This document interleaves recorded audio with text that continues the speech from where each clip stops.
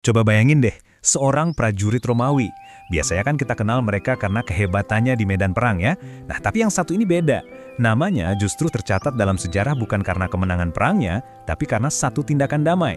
Hari ini kita akan mengupas kisah yang penuh paradoks dari Santo Martinus dari Tours. Nah, ini dia kalimatnya. Coba deh, resapi.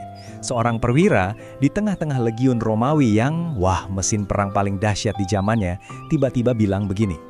Pernyataan ini jelas menentang semua hal yang dipercaya orang pada masa itu. Dan kalimat inilah yang jadi titik awal dari segalanya. Jadi pertanyaannya kan, gimana ceritanya? Kok bisa seorang perwira militer Romawi malah jadi ikon perdamaian? Perjalanan hidup Martinus ini adalah sebuah transformasi yang radikal loh. Dari yang tadinya mengabdi pada kekaisaran, jadi mengabdi pada kemanusiaan. Yuk kita telusuri bareng-bareng bagaimana semua ini bisa terjadi. Oke, kita mulai dari awal ya. Kisah Martinus ini unik karena perjalanannya nggak dimulai di tempat-tempat suci seperti biara atau gereja. Justru sebaliknya, di tengah kerasnya kehidupan barak militer. Jadi dari awal udah ada pertarungan batin nih antara dunia yang menuntut dia jadi prajurit dan suara hati yang manggil dia ke arah lain. Dan yang bikin ceritanya makin menarik, coba tebak arti namanya. Nama Martinus itu secara harfiah artinya dari Mars, dewa perang Romawi. Kebayangkan, namanya aja udah dewa perang, seolah-olah takdirnya udah digariskan jadi prajurit. Tapi ternyata dia malah memilih jalan yang 180 derajat berbeda. Lihat deh, perjalanan hidupnya ini, konflik batinnya kelihatan jelas banget. Lahir tahun 315 dari keluarga militer, jadi ya jalur karirnya udah kelihatan. Tapi pas umur 10 tahun, dia malah diam-diam pergi ke gereja, tertarik belajar iman Katolik. Dan puncaknya, umur 15 tahun dia dipaksa masuk tentara. Dunia yang justru pengen dia hindari. Bisa kebayang gak sih tekanan yang dirasain setiap hari? Nah, dari semua tekanan batin itu, muncullah satu momen. Satu tindakan yang kelihatannya sederhana, tapi ternyata jadi penentu seluruh hidupnya dan melegenda selamanya. Dan semuanya dimulai dari sepotong jubah. Coba kita bayangkan situasinya. Malam hari, musim dingin yang menusuk tulang.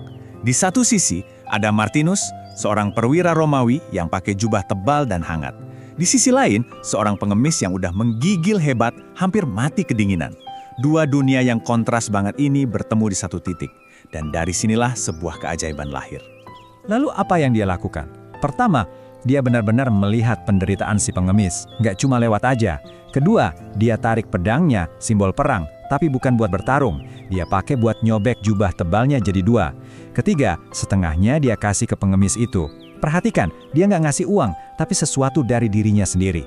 Dan malamnya, dia mengalami mimpi yang mengubah segalanya. Di dalam mimpinya itu, dia melihat Yesus. Dan tebak Yesus pakai apa? Potongan jubah yang tadi dia berikan kepada si pengemis. Kalimat ini jadi penegasan yang luar biasa.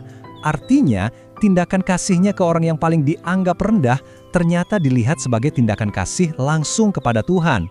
Dan ini intinya, iman itu bukan sekedar kata-kata, tapi harus jadi aksi nyata. Setelah mimpi itu, perjuangan Martinus belum selesai loh. Perangnya masih lanjut, tapi medannya udah beda. Dia meninggalkan pedang dan perisai untuk memulai sebuah perjuangan yang baru. Senjatanya kali ini, pelayanan dan kerendahan hati. Langkahnya mantep tanpa ragu sama sekali. Mimpi itu benar-benar jadi pemicunya. Dia sadar nggak bisa lagi menjalani dua peran, sebagai prajurit Roma dan sebagai pengikut Kristus. Jadi dia nggak pakai lama, langsung minta dibaptis dan keluar dari militer. Dia pilih jalan pelayanan, sampai akhirnya jadi uskup Tours yang sangat dicintai umatnya. Dan kerendahan hatinya ini terbawa sampai akhir hayatnya. Dia wafat pada tanggal 8 November 397 dan permintaannya cuma satu, dimakamkan di pemakaman kaum miskin. Bayangin, seorang mantan perwira tinggi, uskup yang dihormati, tapi memilih untuk berbaring bersama orang-orang yang selama ini dia layani. Ini bukti nyata konsistensi hidupnya. Tapi, apakah ceritanya berhenti saat Martinus meninggal? Oh, tentu tidak. Justru, warisannya, terutama kisah tentang jubahnya itu, terus hidup dan bahkan mengambil jalan yang sangat tak terduga berabad-abad kemudian. Warisannya ini terbukti lebih kuat dari batu loh. Basilika yang dibangun untuk menghormatinya memang sempat hancur lebur di tahun 1562. Tapi semangat Martinus begitu kuat sehingga ratusan tahun kemudian, di tahun 1924, bangunan itu berdiri lagi. Ini bukti nyata betapa abadi pengaruhnya. Nah sekarang kita balik lagi ke jubahnya.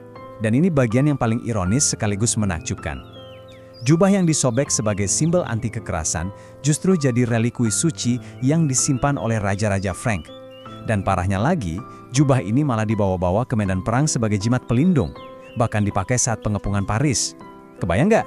Jubah perdamaian jadi panji perang. Sungguh sebuah putaran takdir yang luar biasa. Jadi, setelah mengikuti semua lika-liku ceritanya, apa sih yang bisa kita ambil?